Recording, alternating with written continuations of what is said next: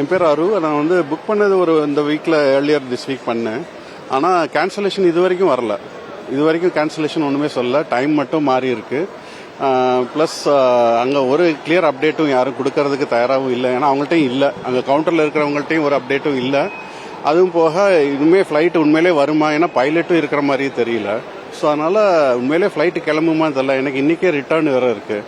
So நீ திருப்பி நான் ஏதாவது ஊர், என் சொந்த ஊர், நான் வீட்டுக்காக போக முடியும். நான் வெளியூரில் போயிட்டு மாட்டிகிட்டு இருக்கிறதுக்கு பதிலாக நான் வெளியே வந்துடலான்னு சொல்லிட்டு நானே வெளியே வந்துட்டேன். நான் கேன்சலேஷன் தான் பண்ணணும். நானே சொந்தமாக கேன்சல் பண்ணி ஒருவேளை இதுக்கான ஃபேர் நான் சொந்தமாக பேர் பண்ண வேண்டியதாக இருக்கும். அதுவும் இருக்குது. அதனால் கொஞ்சம் கஷ்டமான சுச்சுவேஷன் தான். இதில் உள்ளே போயிட்டு மாட்டிட்டு ஒரு 3 hours வேஸ்ட் பண்ணிவிட்டு திருப்பி வெளியே வரேன் நான்.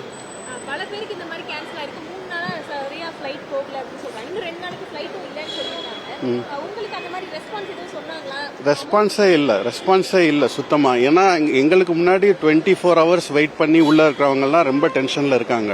இப்போ அவங்களுக்கு ஆன்சர் சொல்கிறதுக்கே அவங்களுக்கு இடம் இல்லை. இப்போ நாங்கள் வந்து ஃப்ரெஷ்ஷாக வந்திருக்கோம்.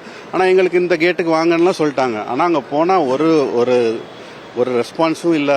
பெரிய குழப்பம்தான் இருக்குது. எங்கள் ஒரு 25-30 பேர் சூழ்ந்துருக்காங்க ஒரு கவுண்டரில்.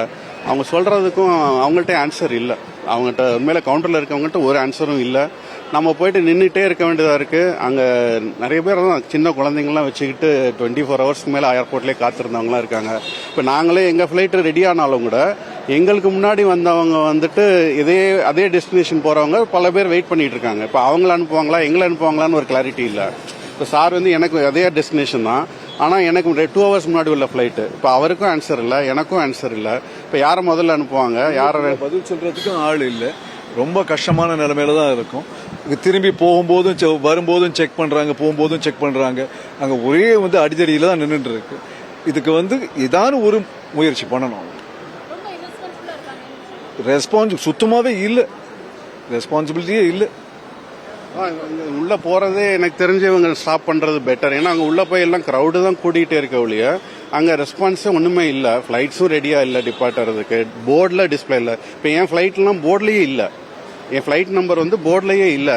ஆனால் எனக்கு மெசேஜ் வருது இந்த கேட்டுக்கு வாங்கன்னு. அங்கே போனால் அங்கே பதில் சொல்றதுக்கு தெளிவான ஆள் இல்லை. பெரும் கூட்டம் நிற்கிது. எல்லாரும் வந்துட்டு சண்டை போட்டுட்டு இருக்காங்க.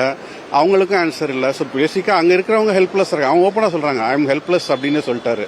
அப்போ நான் இப்போ அங்கே நிற்கிறதுல அர்த்தமே இல்லை. இப்போ நான் டைம் வேஸ்ட் பண்ணி இவங்க அது எப்போ வருவாங்கன்னு தெரியாமல் திருப்பி நான் இப்படியே கிளம்புனாலும் நான் ஒரு டெஸ்டினேஷன் போய் இன்னைக்கு நைட் எனக்கு ரிட்டர்ன் ஃப்ளைட்டு. நான் அங்கே போயிட்டு மாட்டிட்டு இருக்கிறதுக்கு நான் பேசாமல் வீட்டிலே இருந்துடலான்னு திருப்பி போகிறேன்.